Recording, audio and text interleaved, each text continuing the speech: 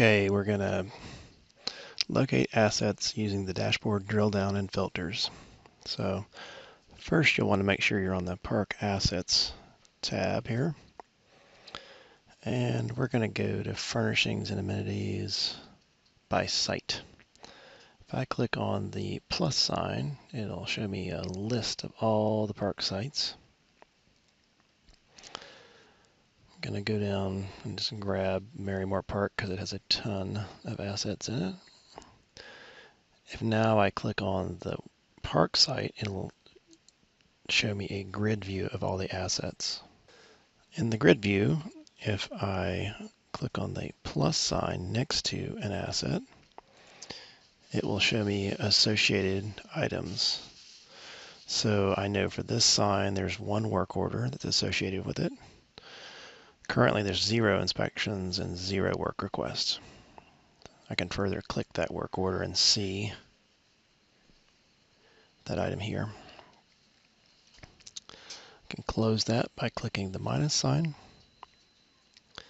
And then if I click the folder, it will open up the attribute form for that particular asset. So these are the user configured asset forms. And this is where you can change information about this. Maybe this is removed. You can change the status of that. You can make a comment about it. You can save those changes here. I'm going to go ahead and close that for now.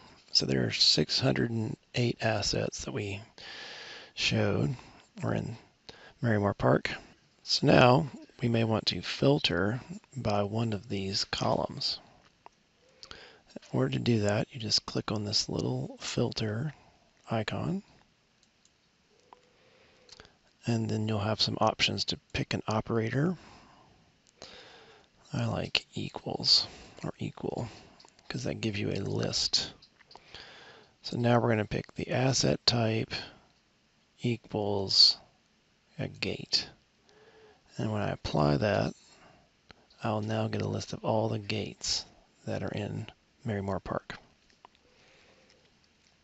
If I wanted to see that on a map, I can click the Show and Map button. And because I created a filter, or a filter to get to this list, I want to show the filtered records. If I only wanted to pick specific gates, like these here, I could show those selected records. But for now, we're going to show filtered. I'll go ahead and maximize that map.